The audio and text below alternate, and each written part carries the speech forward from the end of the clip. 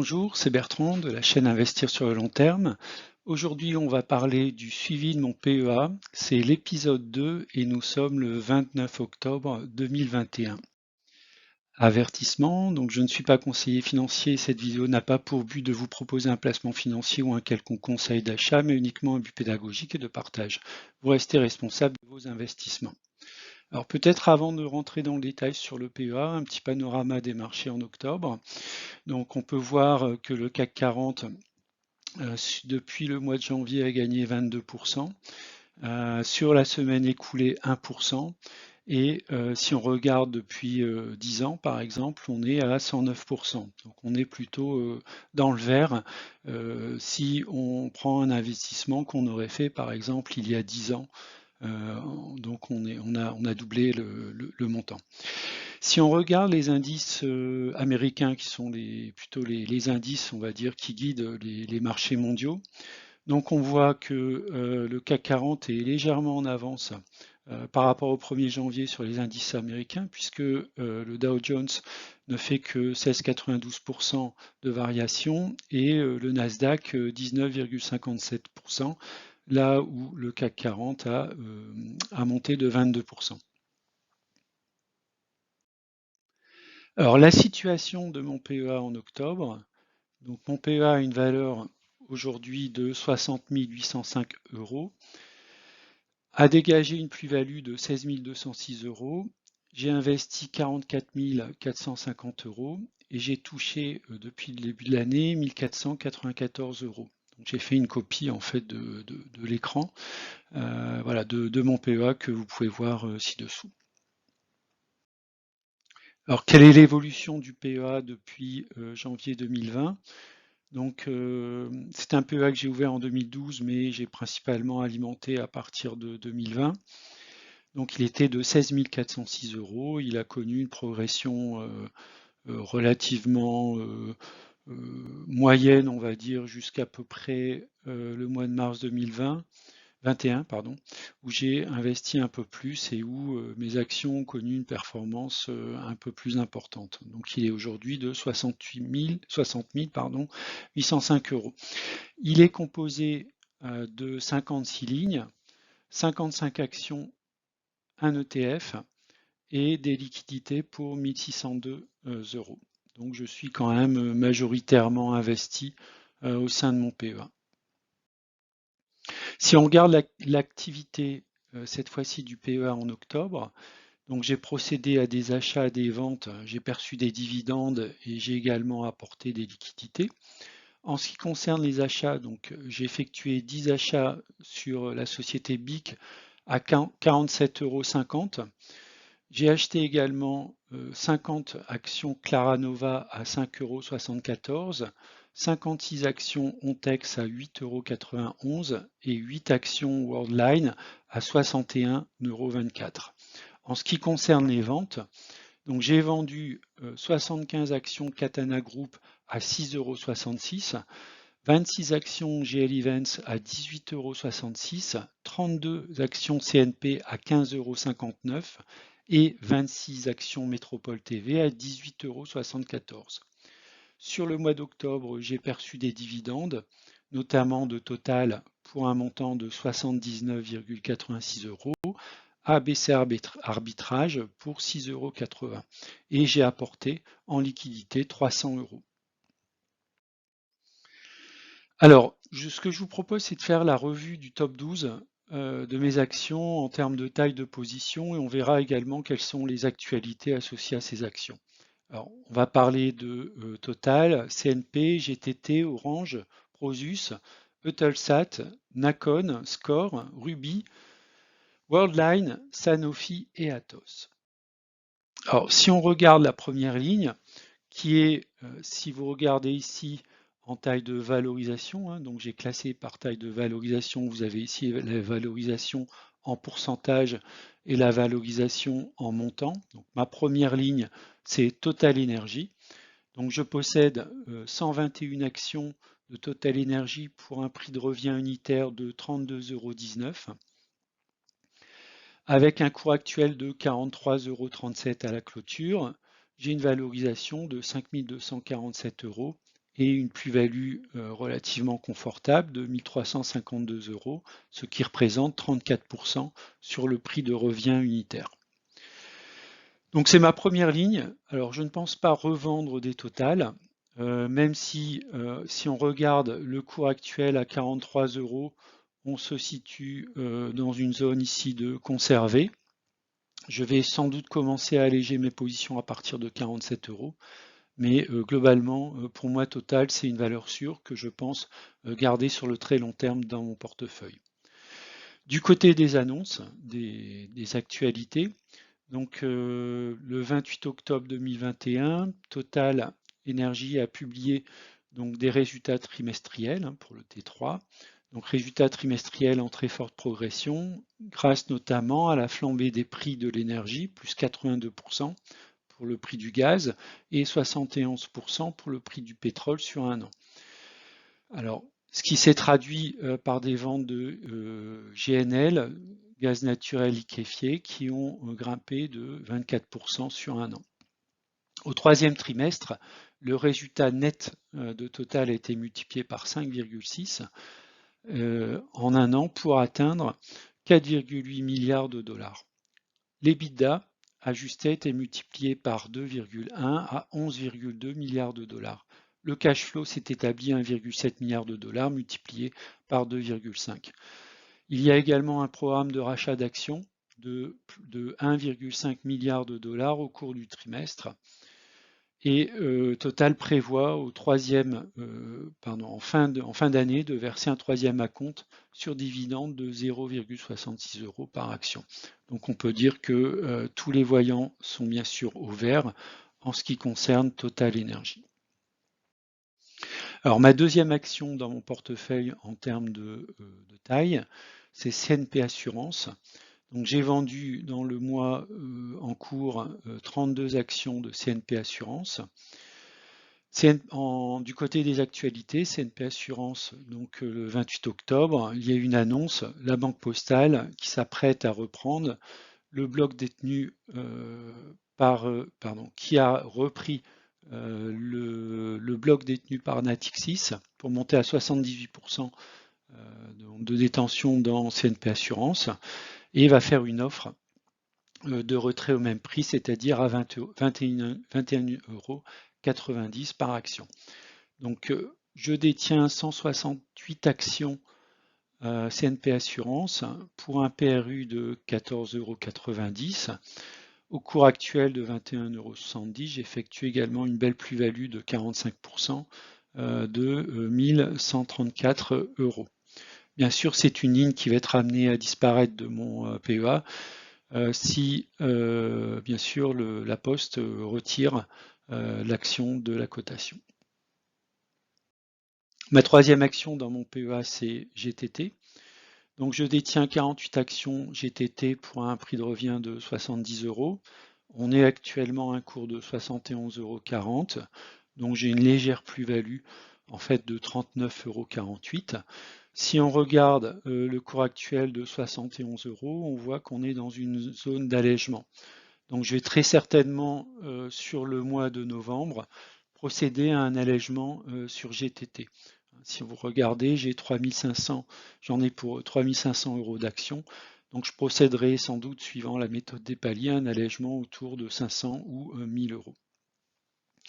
Au rayon des actualités, donc le 28 octobre 2021, GTT a publié des résultats qui sont plutôt satisfaisants, avec une confirmation des objectifs 2021. Le chiffre d'affaires consolidé 2021 est attendu dans une fourchette de 285 à 315 millions d'euros. Et le chiffre d'affaires consolidé des 9 premiers mois de 2021, qui est à 240 millions d'euros, est par contre en légère baisse de 21% par rapport aux 9 premiers mois de l'année dernière. À noter également, GTT avec notamment une technologie qu'il possède au travers des électrolyseurs à membrane, a lancé un premier projet via sa filiale Elogen de production d'hydrogène vert. Donc Elogen concevra et produira l'électrolyseur à membrane échangeuse de protons, le fameux électrolyseur PEM, d'une puissance d'1 MW. Donc c'est un projet particulièrement significatif qui va permettre à GTT de se diversifier dans l'hydrogène. La quatrième action dans mon PEA, c'est Orange. J'ai effectué une vidéo également dernièrement sur Orange, donc on peut voir que le cours actuel à 9,43 € est légèrement en dessous de mon prix de revient qui est de 9,54 €. Je détiens 330 actions avec une légère moins-value de 35 €. Orange a publié le 26 octobre des résultats légèrement en baisse, mais a confirmé le versement le 15 décembre 2021 d'un acompte sur dividende de 0,30 € et prévoit sur l'année 2022 de verser un dividende de 0,70 €, ce qui permet au cours actuel d'avoir un rendement relativement confortable autour de 7%. Alors au cours actuel, 9,43 €, donc on peut voir qu'on est dans une zone de conservation. Donc moi j'attends que le cours remonte autour des 9,95 € pour m'alléger en fait sur cette action. Et éventuellement, si l'action retrace en dessous de 9 €, notamment dans une zone 8,85 €, 9,20 €, je renforcerai sans doute mes positions sur l'action Orange. Prosus.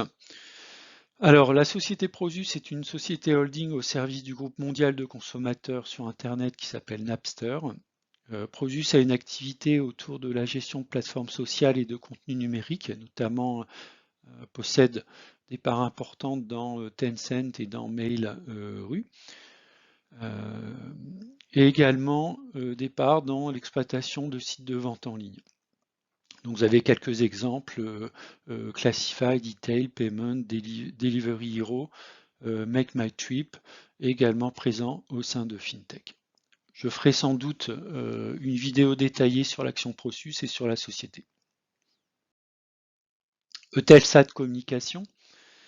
Donc Eutelsat Communication a un cours actuel de 12,28 €. J'ai un prix de revient de 10,96 € et je détiens 200 actions, ce qui me permet d'avoir une plus-value latente de 263,28 €, ce qui représente 12%.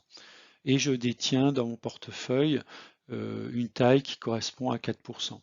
Alors j'ai renforcé récemment en fait sur Eutelsat, juste au moment de l'annonce de la proposition d'achat du groupe Drahi en fait sur Eutelsat. J'en possédais mais je me suis renforcé. Ce qui a fait monter mon PRU puisque j'étais plutôt en dessous de 10. Mais bon, dans l'espoir, on va dire que la première offre repoussée à 12,10 € voit le jour une deuxième offre qui sera sans doute un peu meilleure, ce qui me permettra de réaliser une plus-value qui peut être relativement intéressante autour du titre Eutelsat. En dehors du fait que le chiffre d'affaires est légèrement en baisse, Eutelsat a signé dernièrement énormément de contrats de partenariat avec des entreprises qui, à mon avis, le positionnent très bien au niveau des revenus futurs. À noter également que Eutelsat est très bien positionné également en termes de dividendes, puisqu'au cours actuel, on est également sur un dividende de l'ordre de 7%. On passe à l'action Nekon. Donc Nekon, c'est une spin-off, une filiale qui a été introduite, une filiale de Big Ben Interactive, donc Nekon est dédiée dans les jeux vidéo. Donc j'ai un prix de revient de 6,30 €, un cours actuel à 4,83 €, ce qui représente une moins-value pour moi de 643,81 €, soit moins 23%, de moins-value. Alors Nikon a publié le 26 octobre un chiffre d'affaires du deuxième trimestre fiscal de 39,2 millions d'euros, en baisse de 19% par rapport au deuxième trimestre de l'année dernière, mais reste néanmoins confiant sur la réalisation de son chiffre d'affaires sur l'ensemble de l'année.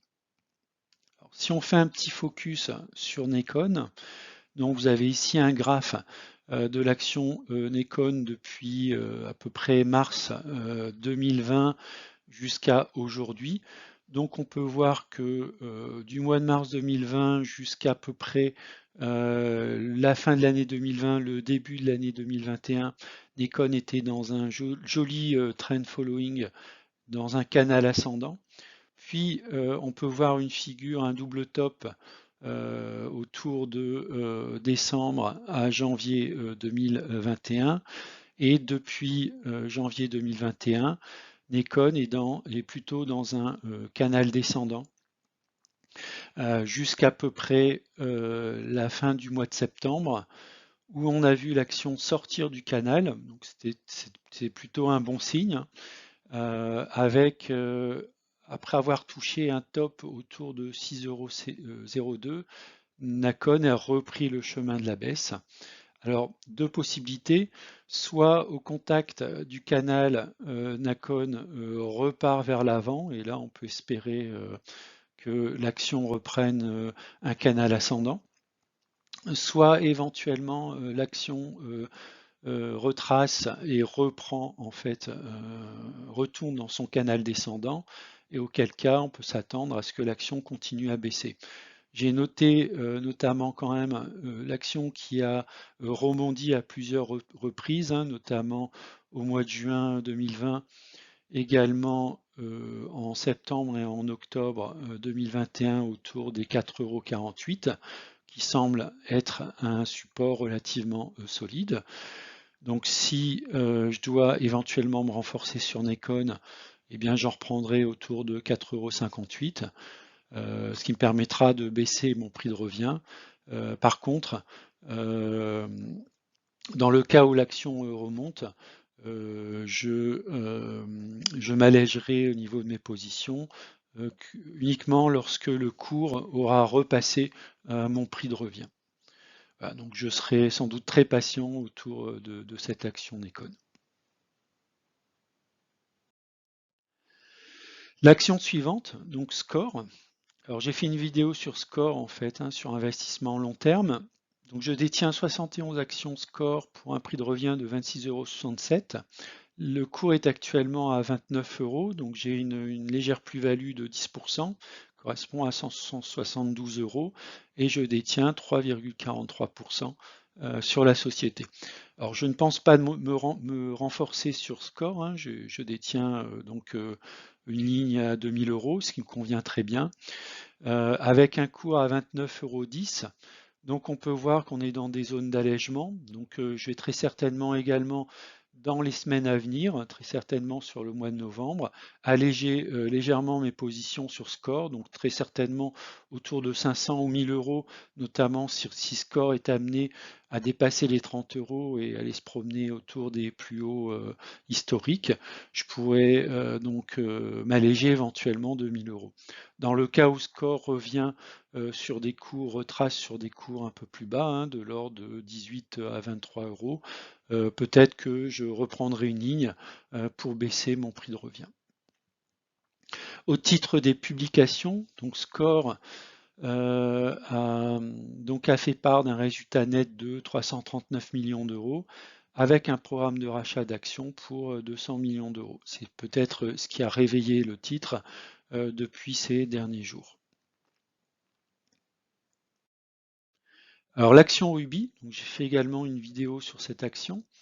Donc je possède 65 actions Ruby pour un prix de revient de 30,97 €. Le cours est actuellement à 27,69 €. Donc j'ai une perte latente de 10%, ce qui représente un peu plus de 200 €. Si on regarde par rapport au cours actuel qui est de 27 €, on peut voir qu'on est dans une zone d'achat fort. Alors j'ai investi jusqu'à aujourd'hui autour de 2000 €. Donc je vais attendre vraiment de descendre autour de ma borne basse des 25 € pour éventuellement me renforcer. Dans le cas où l'action connaît un rebond, notamment autour de la zone des 42-46 €, peut-être que j'effectuerai un premier allègement sans attendre de toucher la zone 46-56.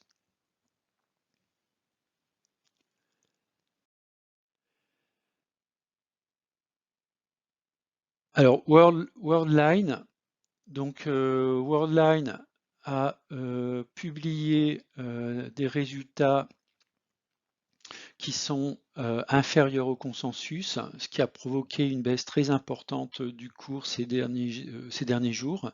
Alors je détiens 28 actions Worldline pour un prix de revient de 67 €. Avec un cours actuel à 50 €, je suis en perte relativement significative de 25%, soit 468 €. Si on fait un petit focus sur l'analyse graphique autour de Worldline, alors c'est une action qui a connu depuis l'année 2017, qui correspond à son introduction par Athos en fait, sur la bourse, sur le marché.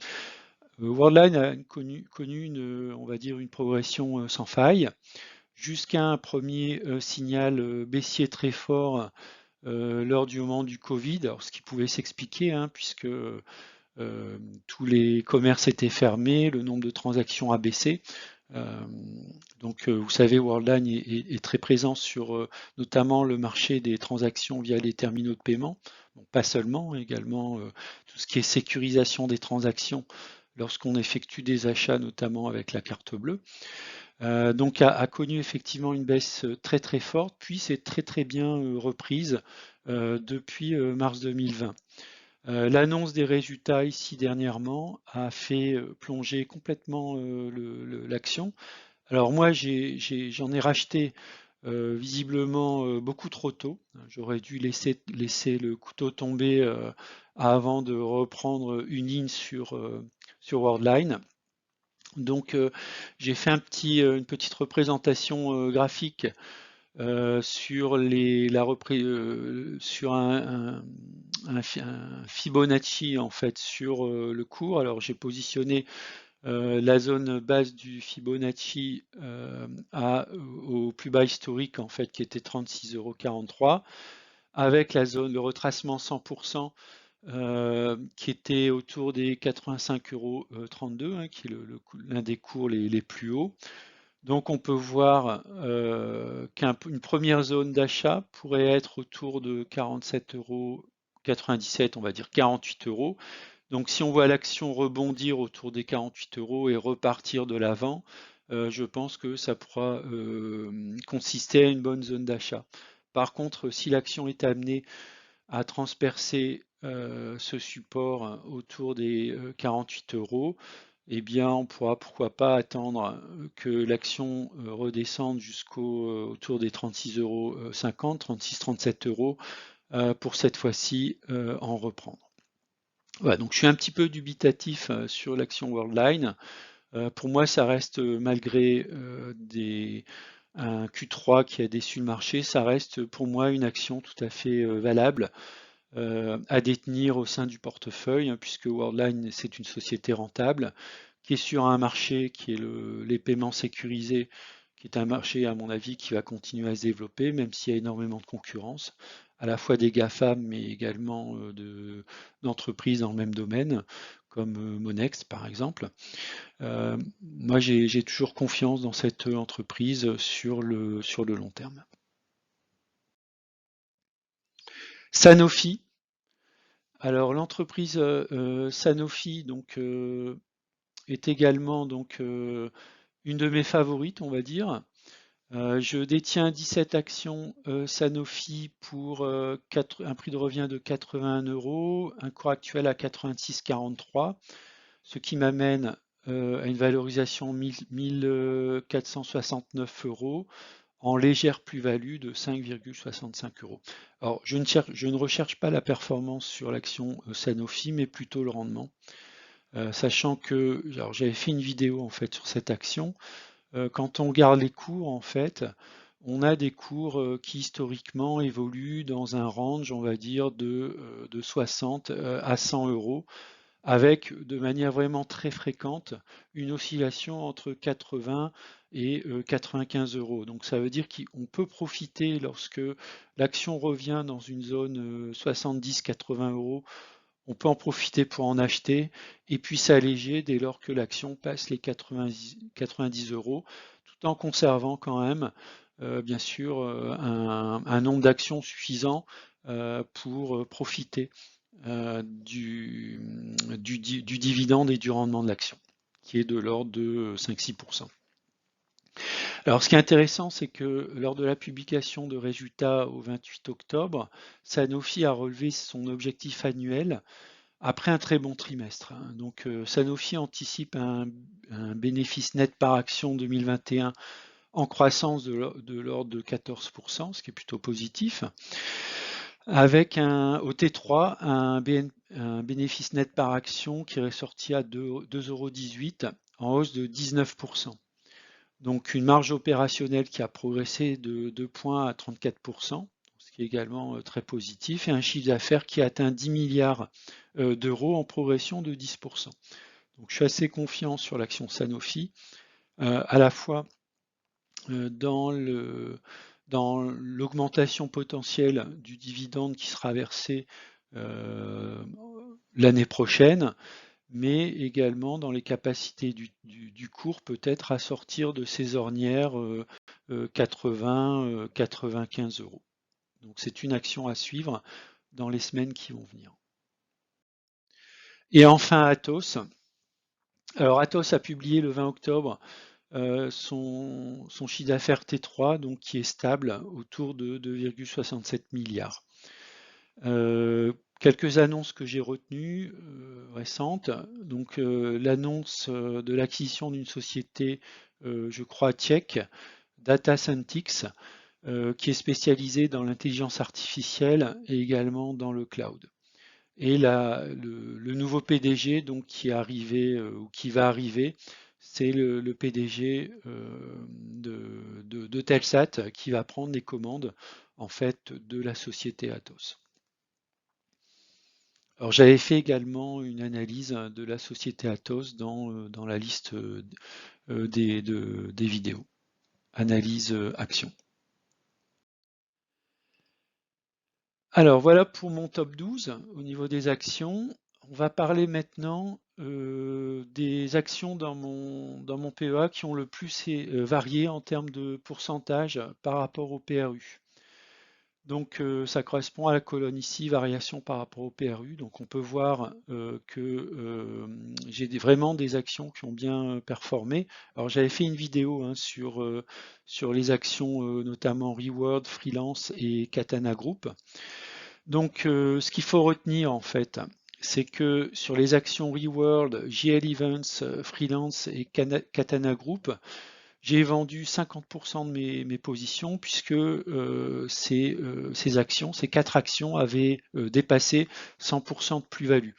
Donc j'ai revendu 50% de mes positions, ce qui me fait que c'est les actions que je détiens actuellement dans mon PEA.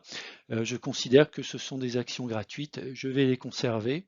Alors, si par hasard ces actions dans 1 an, 2 ans ou dans 5 ans doublent à nouveau en termes de valeur, eh bien je vais opérer à nouveau une cession de 50% de ces actions. Pour information, ces actions ne délivrent pas de dividendes, donc il n'y a pas de rendement à proprement parler. Voilà. En ce qui concerne les autres actions, donc Société Générale, donc qui a eu un parcours assez intéressant depuis que je l'ai acheté. Alors en fait, la majorité de ces actions, j'ai profité de la baisse liée au Covid, en fait, pour soit entrer sur ces actions, soit pour les renforcer. Ce qui peut expliquer aussi une plus-value latente qui peut paraître plutôt flatteuse, mais en fait, j'ai tout simplement saisi une opportunité qui correspondait à une chute brutale de ces cours. Peut-être une des actions dernièrement mises en portefeuille, c'est Compagnie des Alpes, qui avait connu une baisse assez importante, notamment liée au fait que avec le Covid, tout ce qui était activité de remontée mécanique pour les stations de ski et également tout ce qui est euh, euh, activité du type parc d'attractions, hein, Astérix, etc., avait fermé pendant un moment.